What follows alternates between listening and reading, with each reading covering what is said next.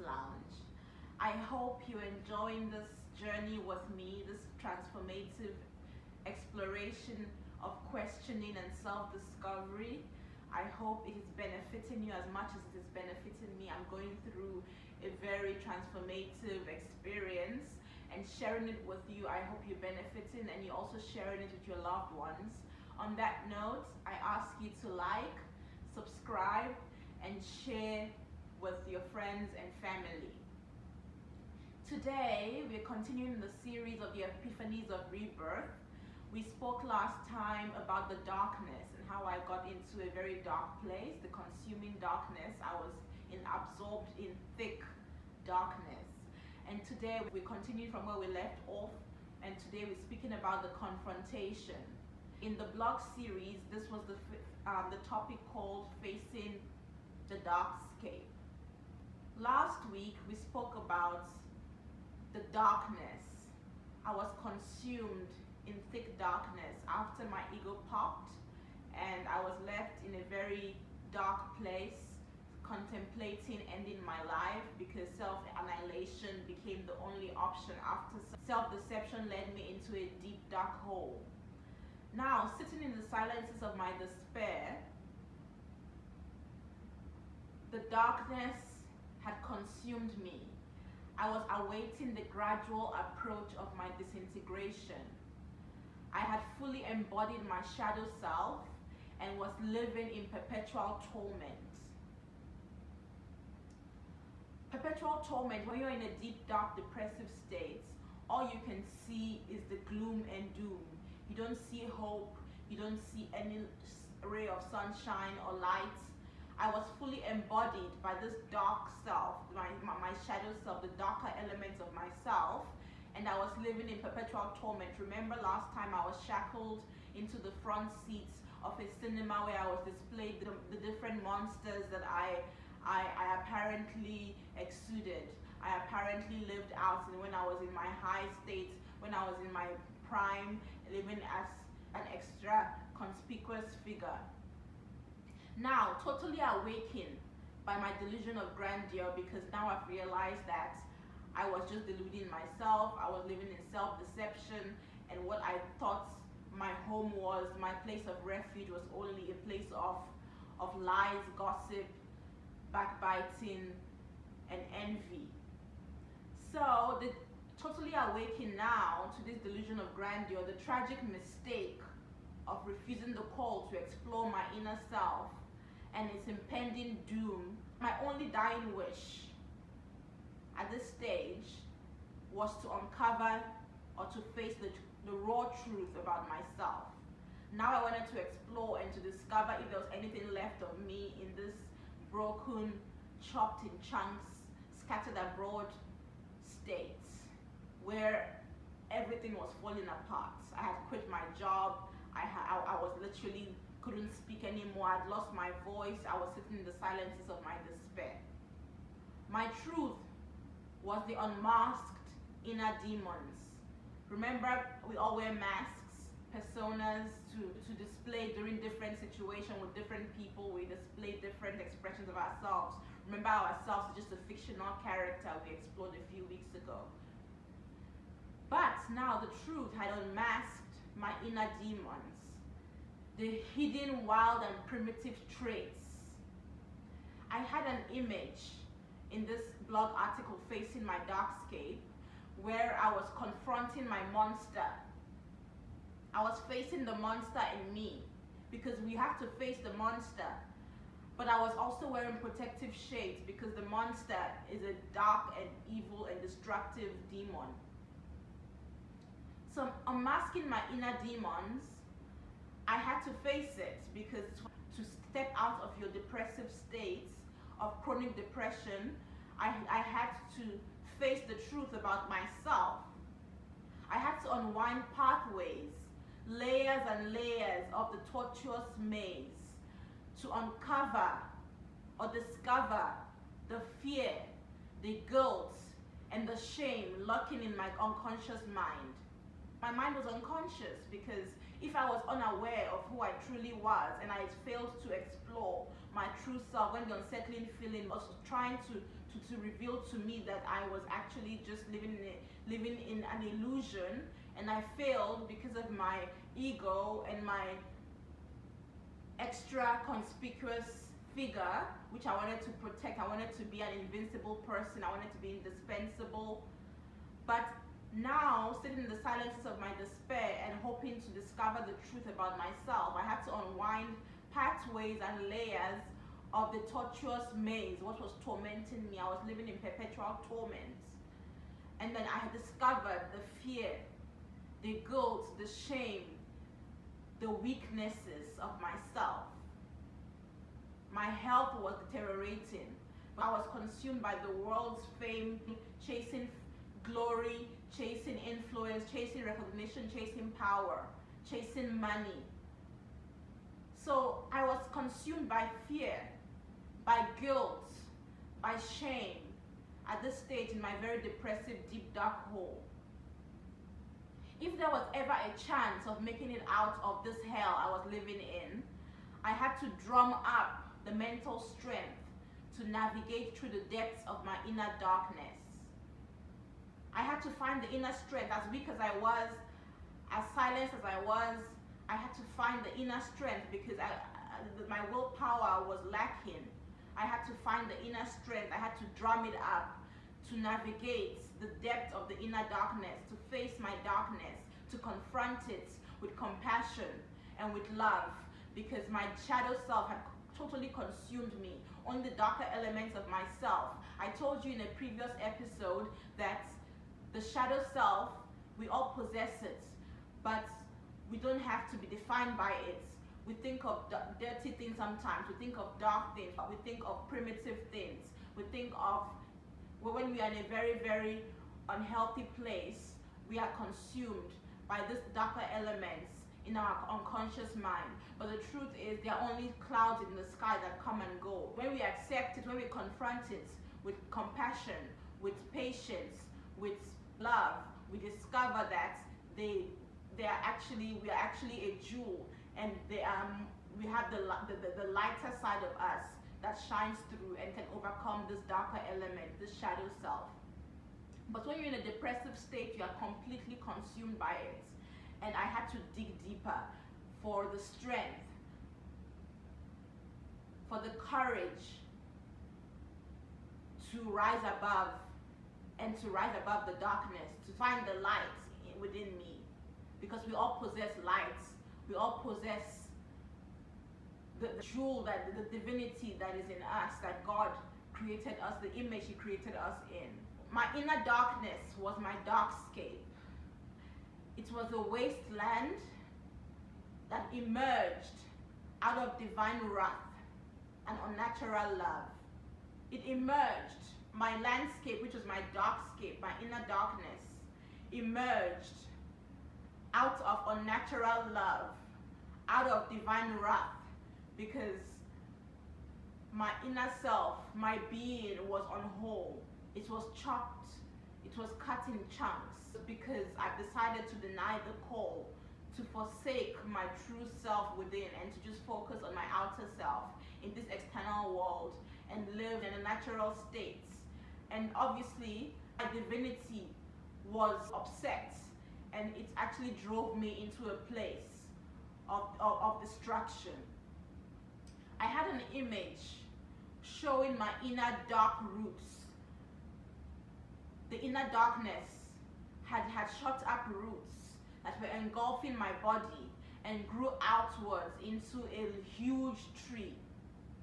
This was my darkness. This was my darkscape, my landscape. It was dark. It was a wasteland that emerged out of unnatural love and divine wrath. It embodied frustration. It embodied bitterness. It embodied anger. It embodied regrets. and isolation. It was the archetype of a destructive, egoic disruption. I was completely disrupted. My whole self was scattered abroad. It was cut in chunks. It was awaiting is total annihilation, total destruction. It was waiting the disintegration of itself, because I had been completely shattered. I had been completely broken, because I had lived a life, all my life, or most of my life, since I decided to embark on my freedom, my path to freedom, which only uncovered 10 years plus later that I was actually just living in an illusion. I was just living in an illusion. Maybe this horrific event provided the rare occasion to face my darkscape.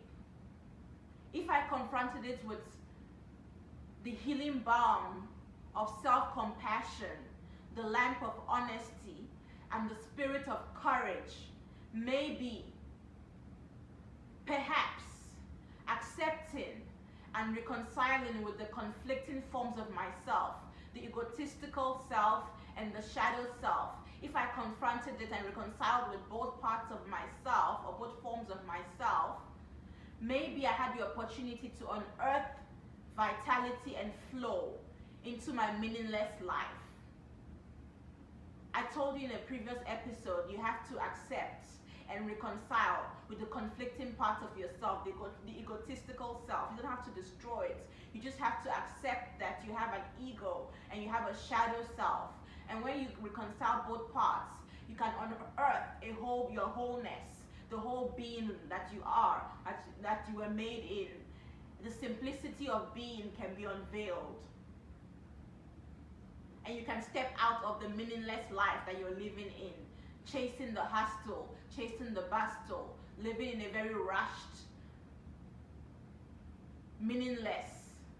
You're just chasing paper, chasing recognition, chasing power, chasing things that are going to be destroyed, that are futile, that are transient. The question today is inner unification. If we explore the unification of our egotistical self and our shadow self, will it provide the master key? Would that be the master key to a whole and balanced self? Yes, the answer is yes. When we accept and reconcile our shadow self and our egotistical self, these two conflicting parts of our being, we become whole. We become renewed. We begin to live in the simplicity of being. We begin to discover our true inner nature, which is a divine nature, which is connected to our intuition, connected to our higher consciousness. We began to unveil the divinity within us. Confronting my darkscape, my wasteland, was an essential part of my awakening. Breakdown must come before breakthrough. Death must precede rebirth. For you to break through these disastrous states, these dark states, these dark, depressive states, you have to face your darkscape. You have to confront it with the healing balm of compassion, with the lamp of honesty. You have to confront it. And breakdown must come before breakthrough. And death must precede rebirth. Like a caterpillar dissolving in its cocoon, it will eventually emerge. Yourself will eventually emerge renewed and transfigured. You will find the light at the end of the tunnel. Ironically, my resistance of the call to discover my inner self could bring about my salvation, the opportunity to be saved, to actually discover my true self, to be awakened, to have that awareness of who my inner nature is, my divinity, my wholesomeness. The doom and gloom I created by refusing the call may trigger the insights that will change my perspective and open meet up to a transformative journey. Before any true growth can occur, before any healing can occur, I must go through a process of distraction and complete annihilation. The distraction I wanted to avoid, the self-annihilation I wanted to avoid, I had to actually go through it to be renewed, to be transfigured. For healing, for true healing to occur, I had to go through a breakthrough, just like a caterpillar chrysalis taking place. A transformative state has to occur. I had to go through breakdown for breakthrough to occur. Death must precede rebirth. As terrifying as it appears, having to go through breakdown before breakthrough, it is terrifying, definitely terrifying. But as terrifying as it appears, going through self-destruction to discover your inner and true nature, to be whole again, to discover your divine self, the small g, the small God within you. It is terrifying because being in a very dark place and facing this shadow self, which is just a dark element of yourself, the monster hidden. But when you accept it, when you reconcile it with your egotistical self and your shadow self, it illuminates what is fragile. It illuminates what's transient and what is subject to change, what is subject to growth, and what is subject to decay. I know it is counterintuitive, exploring the darkness within. It leaves you with a feeling of great inner emptiness.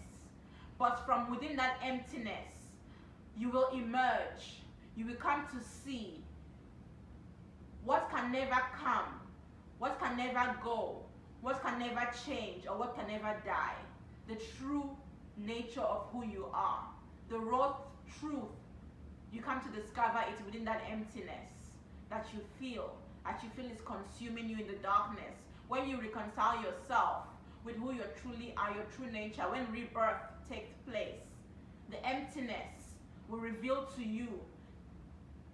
You will eventually come to see what can never come, what can never go, what can never change, what can never die. And that is the raw truth about who you truly are. It's the raw truth about who you are, the true nature of yourself, the inner nature, the godlike states. My conscious essence is not chasing happiness. It doesn't lie in happiness, but in experiencing each moment of the day fully and completely in the simplicity of being. Happiness doesn't hold the solution to my despair. You know what holds the solution to my despair? It is the pain and the suffering. That's what holds the solution. Pain and suffering. When you face it, when you uncover what is transient, what is fragile, what changes, what is subject to change, what is subject to growth and decay, when you face it with the illuminating balm of honesty and compassion, the pain reveals the solution to your despair. Happiness doesn't do that. We chase happiness, the pursuit of happiness. There was a movie about that. You're chasing. We are in this struggle, forever in this struggle. But the simplicity of being is the solution. That's our conscious essence. That's the essence of our being, where we find wholeness, where we find our divinity, where we find tranquility, where we find peace, where we find joy, unending satisfaction. It is not in happiness. Happiness is transient. As Rumi said, the cure for pain is in the pain. The cure for pain is not in happiness or chasing the material things of this world. It is in the pain. And the wound is where the light enters. I know you might be wounded today. You might feel like life is meaningless, just like I felt like that in my very dark states. But distraction can be avoided. But you have to go through a breakdown first. You have to accept that you have to be broken first before you can break through, before rebirth can take place. Face the pain, face the darkness. Don't run away from it. Because if you choose to run away from your darkness, to run away from your shadow self or your egotistical self, you will end up destroyed. You will end up losing yourself completely, not discovering the true nature within. The wound is where the light enters. Rumi said that. The cure for the pain is in the pain. I leave you today with this thought: confront the darkness, confront your shadow self, confront your egotistical self. You can't destroy it, you just have to accept it. You have to accept it with a lamp of honesty and accept inner unification of your dark sides and your lighter sides, your darker elements is where the light shines through. The wound, where you accept and when you face the emptiness, that's where you discover what can never come, what can never go, what can never change, what can never die, in the simplicity of being. We are supposed to be simple beings. Don't you think that our big G, our big God, our omnipotent one, our omniscient one, our omnipresent one, don't you think that he is simple? Do you think he is chasing different things, accumulating wealth, accumulating power, accumulating fame? We can't even see him. He's living in his simplicity. He is creating and creating. We can discover our true creative nature. So I leave you with love today. I leave you with peace. I hope you find the love within you. I hope you confront the darkness with a healing balm of compassion, of honesty, and you discover that you are not the darker element of yourself. You become whole again. You find that emptiness within, that quiet place where the noise and bustle and the hustle of this world shuts down and quiets out. And in that emptiness, you will find the raw truth about yourself. I hope you like, I hope you subscribe, I hope you share this content with your loved ones and friends. Until next time, I hope you find light. I hope the light shines through your life. Till next time, bye-bye.